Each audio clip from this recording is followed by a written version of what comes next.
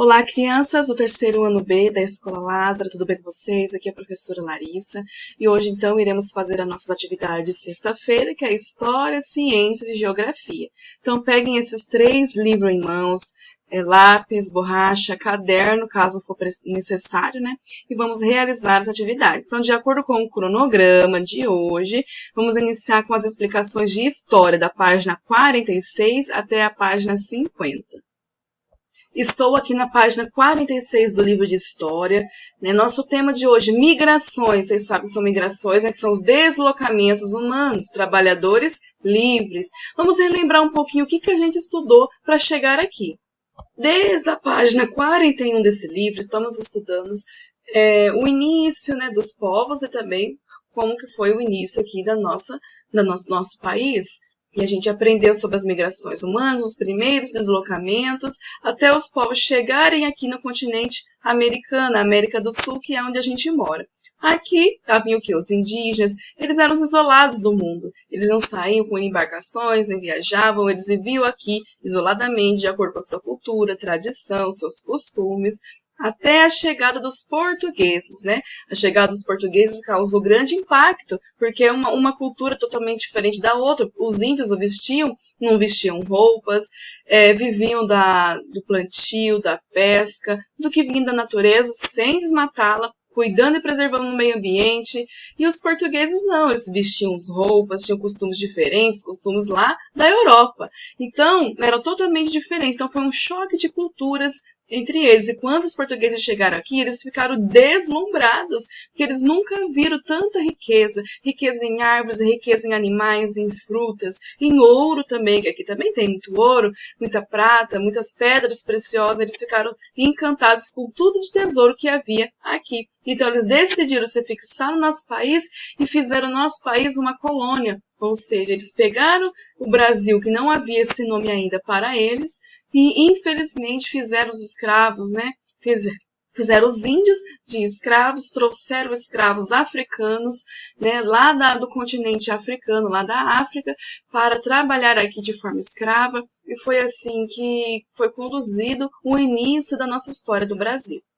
Vale lembrar que aprendemos também sobre os quilombos e os quilombolas. Quem são? Os quilombos é um local onde abrigava escravos que fugiam, porque eles não gostavam de ser escravos, de trabalhar, de forma com todo o seu esforço, às vezes apanhavam, comiam pouco, dormiam pouco, trabalhavam muito, não recebiam nada por isso, eram castigados. Então o que acontecia? Eles fugiam, e aqueles que conseguiam fugir eram chamados de quilombolas. Por quê? Porque eles iam e se refugiavam em quilombos, e existiam em cada estado do nosso país, existiam alguns quilombos onde refugiavam esses escravos fugidos. Então esse é o significado do quilombos, desses locais que abrigavam os quilombolas, que eram os escravos que fugiam do poder, do poder de Portugal, daqueles que os castigavam e o faziam de escravos. Porém, a escravidão não durou, Durou por muito tempo, mas não persiste até os dias de hoje. Houve um fim. E é isso que a gente vai aprender aqui na página 46. Migrações, trabalhadores livres. Então, deixaram de ser escravos para ser trabalhadores. Trabalhadores, eles trabalham e são assalariados. Eles ganham dinheiro pelo seu trabalho. Isso não é escravidão. Isso é um trabalho. E aqui fala assim, você sabe dizer o que aconteceu depois que o trabalho escravo foi extinto no Brasil? Que ano que foi? Em 1888, ou seja, o Brasil foi descoberto pelos portugueses em 1500 e foram escravos dos portugueses até 1888, foram muitos anos de escravidão, muitas histórias e muitas guerras aconteceram para chegar a serem livres. Então vamos ver o que aconteceu aqui nesse período pós-escravidão. Aqui no primeiro parágrafo do texto fala que após a abolição da escravidão no Brasil, já chegam imigrantes estrangeiros, ou seja, pessoas vindas de outros países para trabalhar aqui no Brasil. Trabalhar na onde? Nas lavouras de café, onde muitos escravos já trabalhavam nesses locais. E quem eram esses povos, esses imigrantes que vieram no Brasil para trabalhar? No segundo estrofe do texto fala que esses imigrantes eram trabalhadores pobres, Eles chegavam no Brasil em busca de terras, de uma nova vida, de um sustento, para poder sustentar a sua família. E eles vinham, nesse período vieram para o Brasil. Quem eram eles? Alguns italianos, alguns próprios portugueses, alemães, ou seja, lá da Alemanha, espanhóis que vinham da Espanha, e mais tarde também japoneses. Por isso que o nosso país tem bastante raças e bastante, né, raças diferentes, porque são uma mistura de vários povos. E aqui também tem muitos povos japoneses. Por quê? Porque vieram nesse período, né? No texto também fala que eles passaram por um pouquinho de dificuldade, porque aqui é um país quente, muito mais quente da onde eles vieram, e os costumes são diferentes também, a língua é totalmente diferente, então eles tiveram que aprender com o tempo.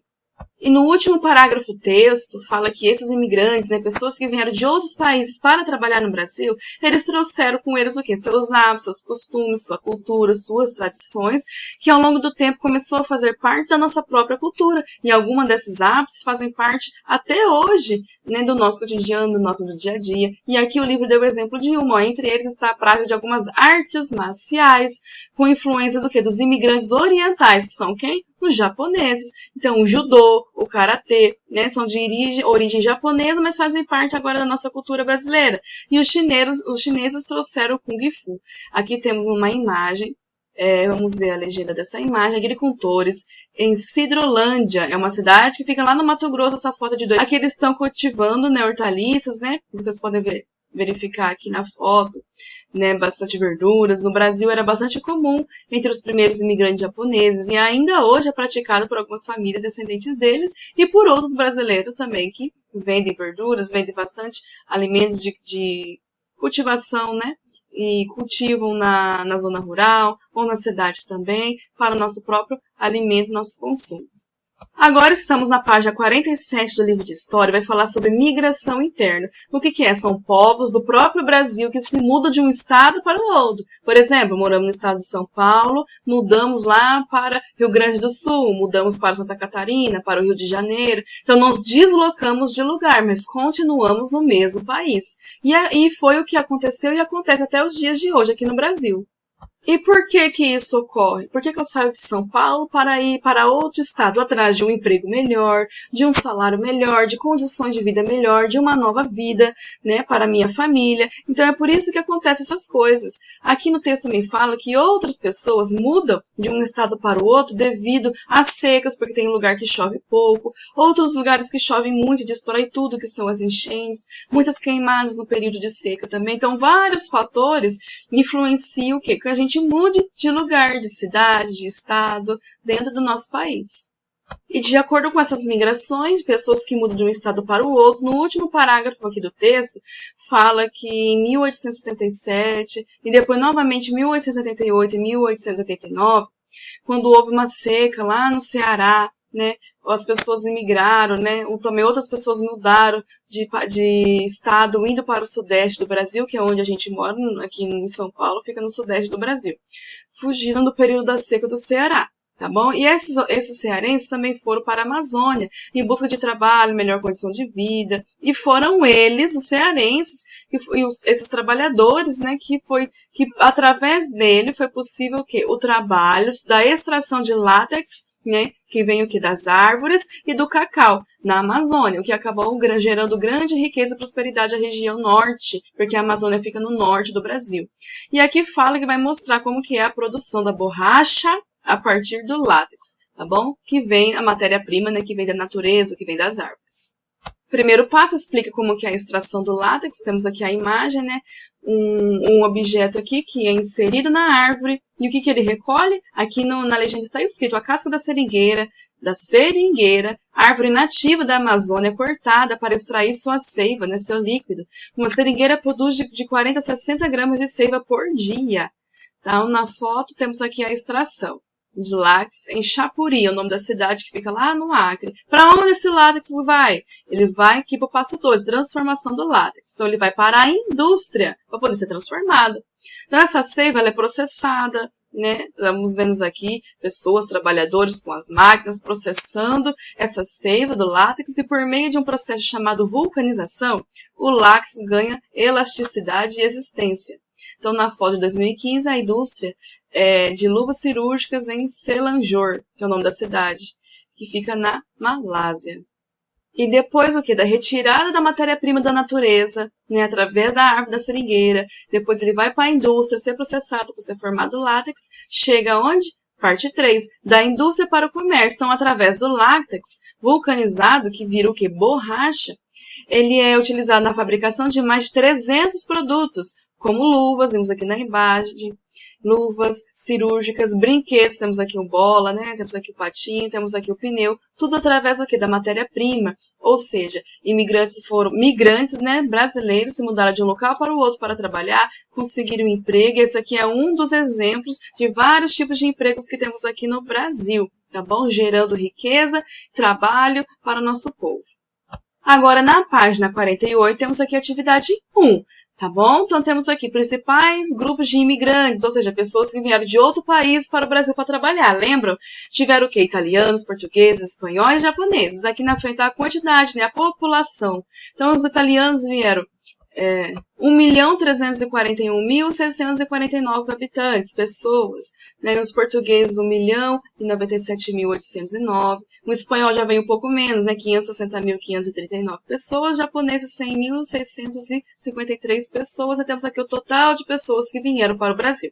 De acordo com essa tabela, vocês vão responder as atividades A, B e C, todas de acordo com a tabela, então prestem bastante atenção. Depois temos aqui a perguntinha 2. Qual árvore é responsável pela produção de látex? Então, vocês vão voltar lá na página anterior, lá na página 47. Temos aqui a parte 1, 2 e 3 do processamento do látex. E na parte 1 fala de qual árvore é retirado o látex para essa produção. Vocês vão escrever o nome dessa árvore, tá? Depois temos a atividade 3. Complete o texto corretamente utilizando os termos a seguir. Então, temos migrar, secas, imigrantes, do látex e do cacau. E temos um textinho embaixo que vocês vão colocar as lacunas no lugar correspondente. Então, está escrito assim, no passado, deixa eu acompanhar aqui com a setinha. No passado, muitas pessoas tiveram que fazer o quê? Tiveram que secar? Tiveram imigrantes nordestinos? Tiveram do látex? Ou tiveram que migrar? Então, vocês vão ver aonde faz mais sentido cada uma dessas palavras e vão escrever. E assim vocês vão finalizar esse pequeno trecho e completando-o com as palavras aqui, migrar, seca, imigrantes nordestino e do látex e do cacau. É tipo um resumo de tudo que a gente aprendeu até agora, na aula de hoje. Na página 49 vai falar sobre o preconceito. Por quê? Porque aqui no país existem vários povos, descendentes de italiano, descendentes de espanhol, português, indígena, de escravos africanos que vieram para o Brasil, japonês, então é uma mistura de muitos povos, pessoas diferentes. E devemos o quê? De respeitar cada uma da sua cultura, tradição, das suas características, fisionomia. Então esse texto fala muito sobre respeito. Aqui pede alguma atividade que vocês não precisam fazer, apenas ler o texto. E por fim, temos aqui a página 50. Aqui temos algumas atividades que vocês irão realizar. Na atividade 1, pergunte se o relacionamento entre os índios portugueses era de igualdade. Vocês vão responder que não, era de desigualdade. Por quê? Quem era o explorador? Quem era o explorado? Quem se beneficiou mais entre essas trocas de experiência? Então, vocês vão explicar aqui nessas linhas da 1. Na atividade 2, pergunta qual é a primeira mercadoria trocada pelos indígenas e que interessava muito aos portugueses. É o nome de uma árvore muito conhecida. Então, vocês vão desembaralhar e vão descobrir o nome dessa árvore e vão escrever o nome aqui nessa linha abaixo. Depois, vocês vão fazer a atividade 3, 4, 5 e 6, tá bom? Na atividade 5, tá bom? Vocês podem pintar todas as opções, tá? E na atividade 6, vocês podem fazê-las no caderno. Lembrando que essas atividades estão desde a página 38 até aqui a última página 50. Então, peço, né, crianças, vocês voltem, dão uma relida, que vocês vão encontrar os conteúdos e as respostas, que vocês precisam também pesquisar sozinhos, né, para poder realizar aqui as atividades, tá? Então, pausem o vídeo, faz atividades de história. Agora, a gente vai para o livro de ciências, tá? No livro de ciências, a gente vai fazer da 44 até a 48. Depois a gente não vai continuar na 49, a gente vai para 50 e 51. Então, pegue o livro de ciências, faz o vídeo, faz a parte de história, depois pega o livro de ciências, que agora eu vou dar continuidade na explicação lá com esse livro.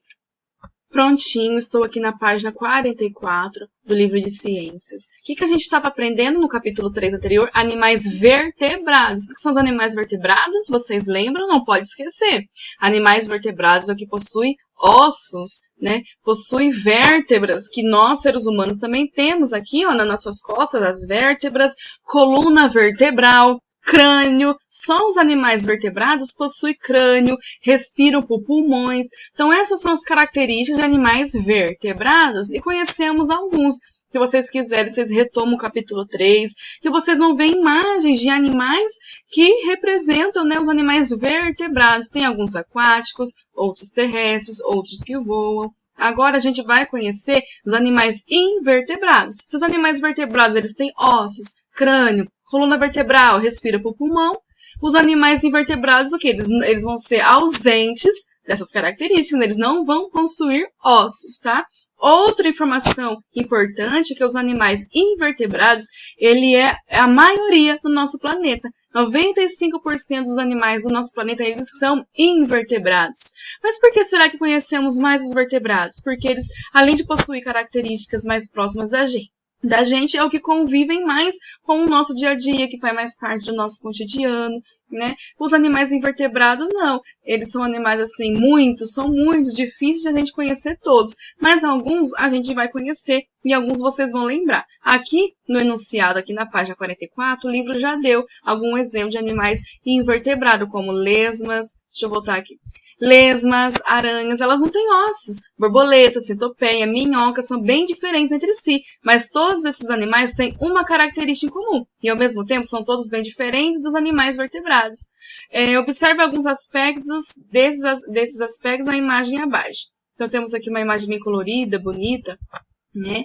No caso aqui seria numa floresta, num lugar vegetativo. Temos aqui a vegetação e animais compostos neles, né? Temos aqui um passarinho, temos borboleta, temos formiga, temos lesma, temos sapo, temos aqui abelha. Aqui não é lesma, é caracol, tá? Temos aqui minhoca também. Aqui na folha, bem no cantinho perto do passarinho, temos uma lagarta. Então, são alguns animais aqui que estão na nossa natureza, tá bom? E a maioria deles é o quê? Invertebrado, aqueles que não possuem ossos. Indo para questões abaixo, pergunta assim.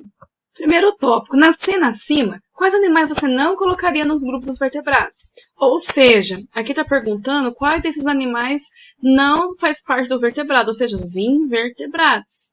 Quais são eles? Né? E vocês podem, de acordo com os nomes que eu dei para vocês, escrever aqui quais são os animaizinhos que não têm ossos, tá? Vocês coloquem aqui. E na segunda aqui, quais são então os vertebrados desse desenho, dessa figura? A gente aprendeu no capítulo 3, no capítulo anterior, que é o passarinho, que a gente aprendeu sobre ele, e o sapo. Tá bom? Esses são os animais vertebrados. Eles possuem ossos, respiram por pulmão, possuem crânio, tá bom? Por quê? Por causa dessas características, eles são vertebrados. Vocês podem escrever aqui no livro mesmo, tá bom? E quais são, então, os invertebrados? O restante que sobrou. Vocês podem escrever aqui no primeiro tópico o nome deles, tá? De acordo com a explicação que eu dei aqui no início do capítulo. E na última, que animais desse jardim não são vertebrados e podem voar. Então, vocês têm que pensar. Ou seja, primeira característica, ele não é vertebrado, ou seja, não possui osso, ele é invertebrado. E pode voar. São 2 animaizinhos, então vocês pensem e coloquem aqui a resposta abaixo, tá? Volta na imagem, verifica, procura, circula os animais para não esquecer, lembra do nome deles, que assim vocês vão conseguir identificar para colocar nas respostas. Agora eu estou aqui na página 45, a gente vai conhecer daqui até a página 48 vários tipos de animais invertebrados, ou seja, aqueles que não possuem ossos. A gente vai conhecer aquele que vive no solo, aquele que voa, aquele que é aquático. Então, várias características, então prestem bastante atenção. Nessa página a gente vai aprender sobre 2, os que vivem no solo e os que vivem no ar. Os que vivem no solo, ou seja, na terra, aqui o livro deu alguns exemplos. Muitos invertebrados podem ser encontrados debaixo de pedras ou folhas caídas, porque eles são pequenininhos, vivem na natureza, por isso que a gente não conhece todos, mas eles estão lá. Como o tatuzinho de quintal, vemos aqui na segunda foto, já ouviram falar? Já as minhocas vivem dentro de túneis cavados no solo, tá? Também temos aqui os caracóis, temos aqui o tatuzinho de quintal também. Abaixo temos mais animais invertebrados que vivem na natureza, né, conhecido como animaizinhos de jardim.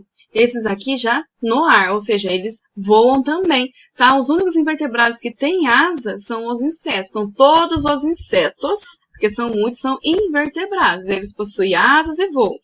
Eles voam para fugir de outros animais, para se alimentar, para encontrar abrigo ou em um lugar para depositar seus ovos, por exemplo. Quem são eles? Borboletas, libélulas, temos aqui um exemplo de uma libélula, né, bem grande, bonita, besouros, joaninhas e gafanhotos. Entre muitos outros são invertebrados que voam. E aqui na segunda imagem também conseguimos ver um gafanhoto. Agora eu estou aqui na página 46. Vocês perceberam que até agora é só leitura, não tem atividade, para a gente conhecer esses animais. E aqui na página 46 a gente vai conhecer dois. Os insetos sociais, por que eles são chamados assim? E também depois a gente iremos conhecer os invertebrados microscópicos. Então a gente vai aprender sobre eles. Primeiro, os insetos sociais, ou seja, eles não são sozinhos, eles vivem juntos, eles vivem em grupos e cada um tem a sua função, viu? Os insetos.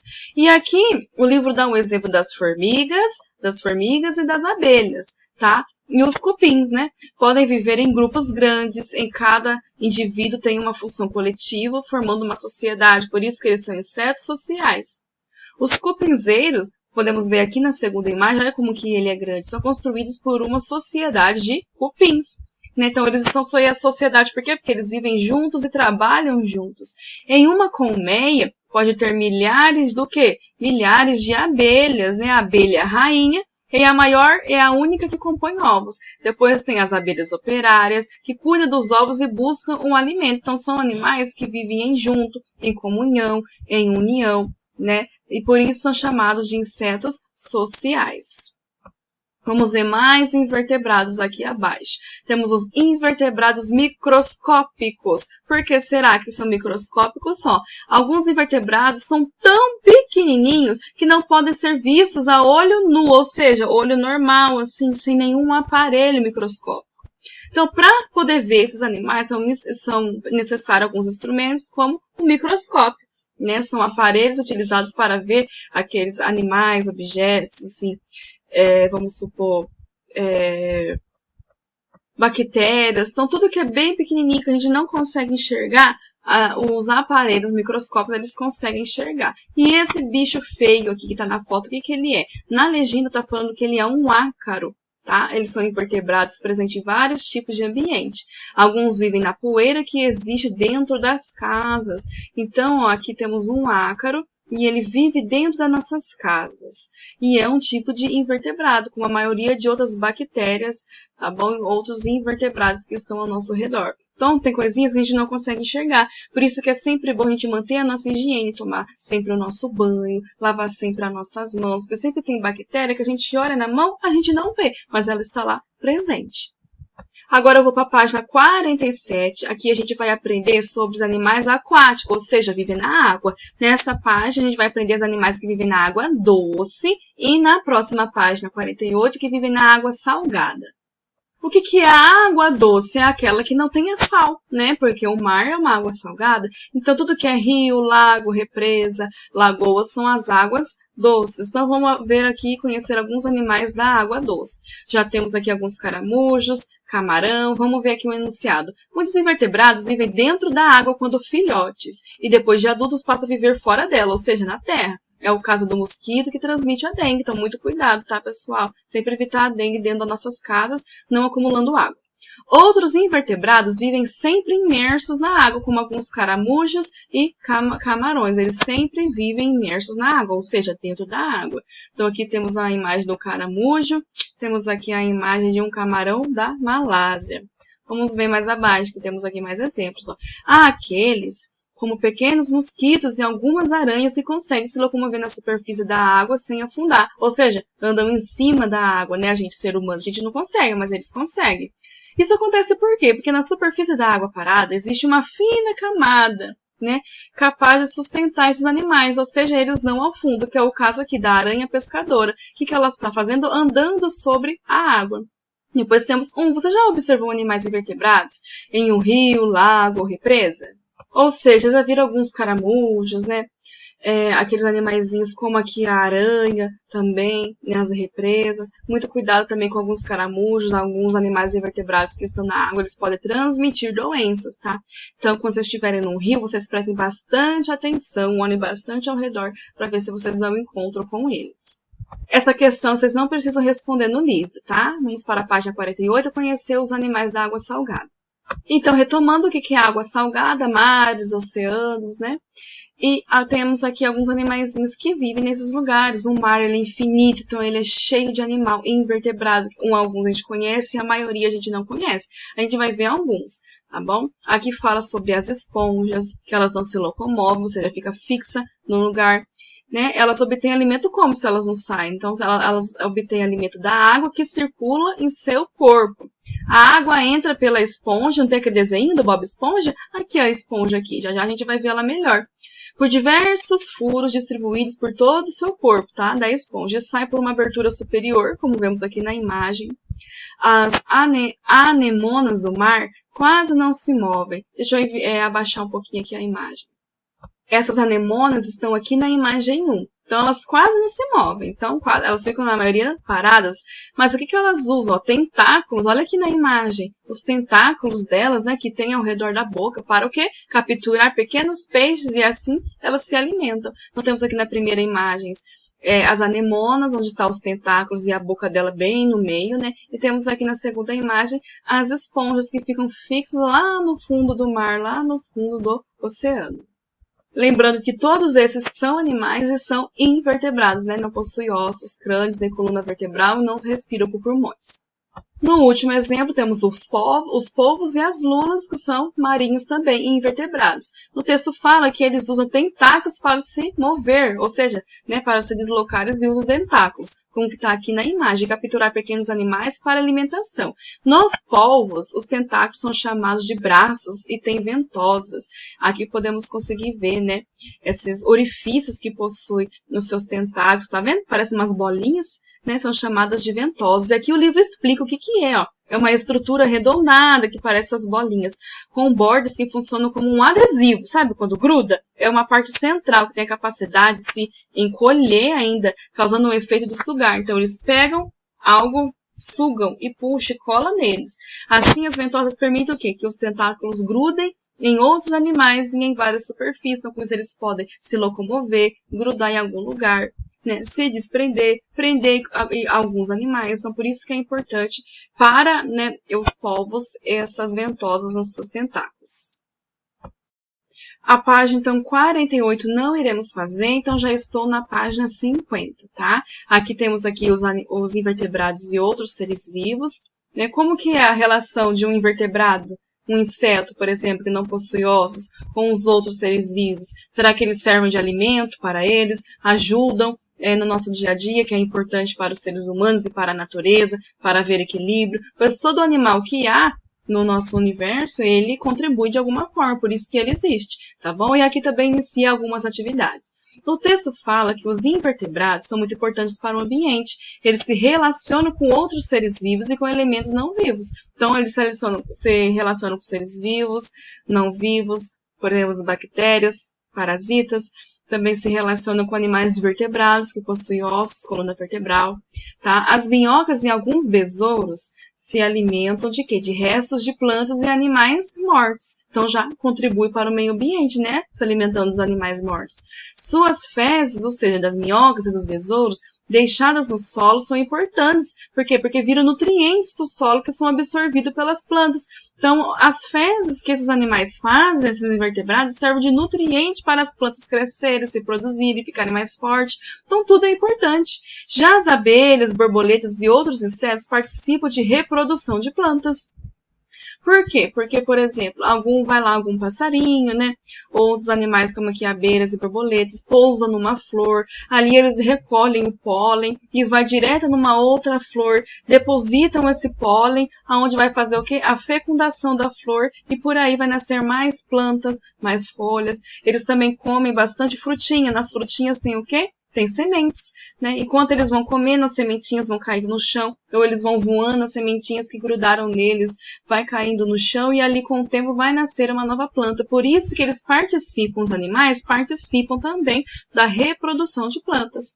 Muitos invertebrados que estamos estudando servem também de alimento para outros invertebrados e para animais vertebrados também, como as aves. Aqui temos um exemplo de um invertebrado, que é a aranha, tá? Ela constrói a teia para quê? Além de viver, para capturar insetos e comê-los. tá?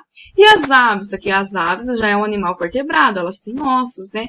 As aves, essa ave aqui é o pica-peixe de Barrete, tá? E elas capturam o quê? Insetos, né? Já comem os invertebrados, com o bico. Então, essas são as relações que eles têm entre eles. Depois temos aqui a atividade abaixo, ó. Identifique na imagem abaixo um invertebrado terrestre que... Vamos lá. Qual é o animal que constrói teia e que captura animais? Acabamos de ver, né? Então, vocês escrevam o nome desse animal. Qual é o animal que enrola o corpo e assim se protege de inimigos? A gente viu e aprendemos sobre eles lá na página 45. Então, voltem lá, dá uma lida que vocês vão encontrar.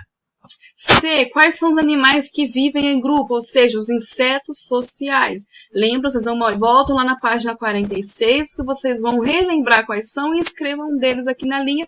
E por último, qual é o animalzinho que tem concha? Lá na página 47, vimos um animalzinho que tem concha que vive na água doce. Tá? Então, vocês voltem lá para pesquisar e responder aqui as questões da atividade 1. E, por fim, aqui na página 51, vamos aprender sobre os invertebrados parasitas. Já ouviram falar? No texto fala que esses parasitas são seres vivos que vivem fora do corpo de outro ser vivo, causando-lhe prejuízo. São chamados de parasitas. Quem são esses parasitas que causam prejuízo para um ser vivo? Temos aqui pulgas. Por quê? Porque eles estão em animais, sugam o animal, né, o sangue do animal. Então, é um parasita. Piolhos que ficam na cabeça da gente, sugam o nosso sangue, é um parasita. Carrapato, que também ficam em animais, são parasitas dos seres humanos e de outros animais, como cachorros e vacas. Então, esses invertebrados parasitas, eles podem viver fora do corpo do animal, né? Eles não vivem dentro da gente, o piolho não fica dentro da gente, ele vive fora, mas eles se alimentam do nosso sangue, por isso são chamados de parasitas. Existem também parasitas que vivem dentro do corpo, que já são uma outra espécie, tá bom? De outros animais. Aí temos aqui os parasitas, que eles se alimentam de um ser vivo, só que dentro do corpo dele, ó. Lombrigas e outros vermes, por exemplo, podem viver dentro do corpo humano e lhe causar doenças. Então, temos aqui na imagem 2 tipos de parasita. O parasita que vive fora do corpo do ser humano, mas lhe causa prejuízo, que é o piolho. E a lombriga, e o verme, né? Que vive dentro do corpo do ser humano. Aqui diz na legenda que pode viver dentro do intestino. E eles vivem dentro do intestino humano e se alimentam daquilo que a gente come. Então, esses são alguns tipos de parasitas. E embaixo temos aqui a atividade 2. E ela está escrito assim. Ligue os invertebrados aos seres vivos com que eles podem se relacionar. Tá bom? Então, quais são os invertebrados? A abelha, piolho e o grilo. Tá? Então, vocês vão ligar. A abelha se relaciona com o ser humano? A abelha se relaciona com uma ave ou a abelha se relaciona com uma flor? Qual faz mais sentido? Então, vocês vão ligar. Mesma coisa com o piolho e a mesma coisa com o grilo, tá bom? Lembrando que pode ser um tipo de relacionamento para alimentação ou como um parasita. Então, pensem nisso e façam a atividade. Então, pausem o vídeo, façam a atividade de ciências com atenção. Dúvidas me procurem. Agora vamos para as explicações de geografia. Pessoal, agora eu estou com o livro de Geografia. A gente vai fazer apenas a página 34 desse livro, onde está aberto aqui na tela, tá bom? O que a gente está aprendendo nesse capítulo, né? Pontos de referência, localização.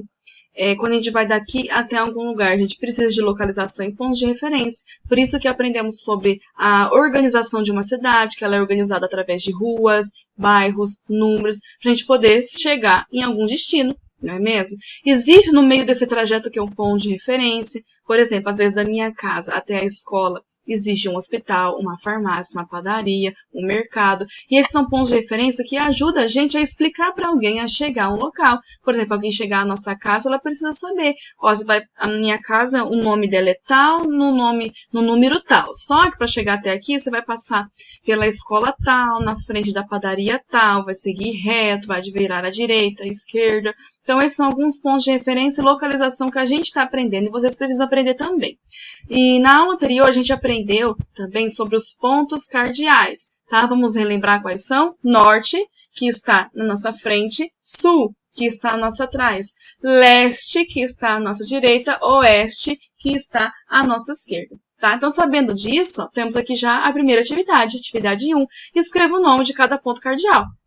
Tá bom? Então, temos aqui, por exemplo, o primeiro é o norte.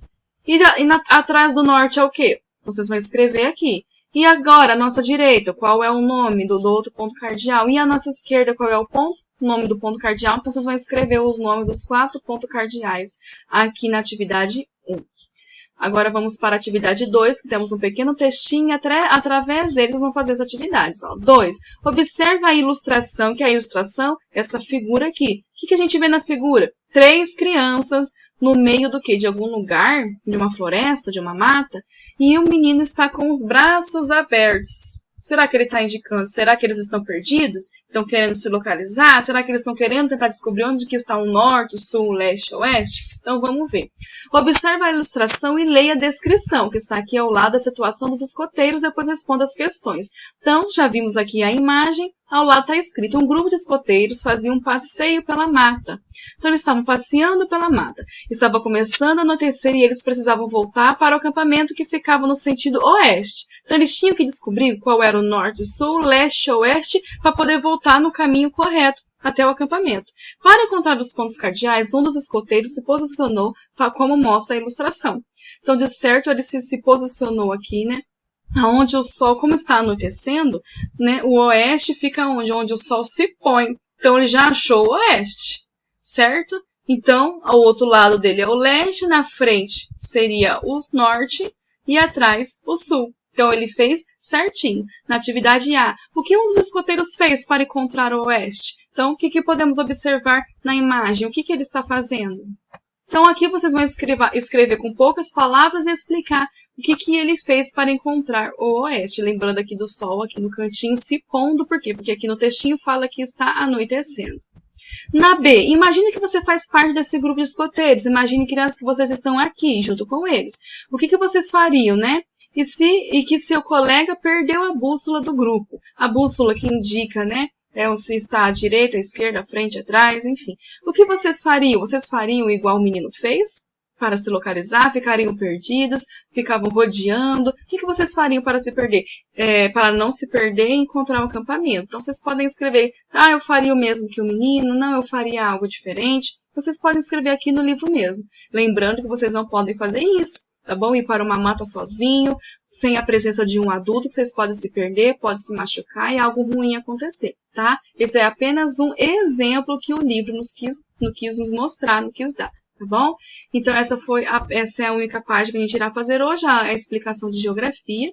Tá? Então, aqui eu finalizo o vídeo da atividade de hoje. Então, façam com muita atenção, assistam quantas vezes for necessário. Dúvidas, me procurem. Não esqueçam de enviar as fotos para a professora, tá? Bom estudo a todos!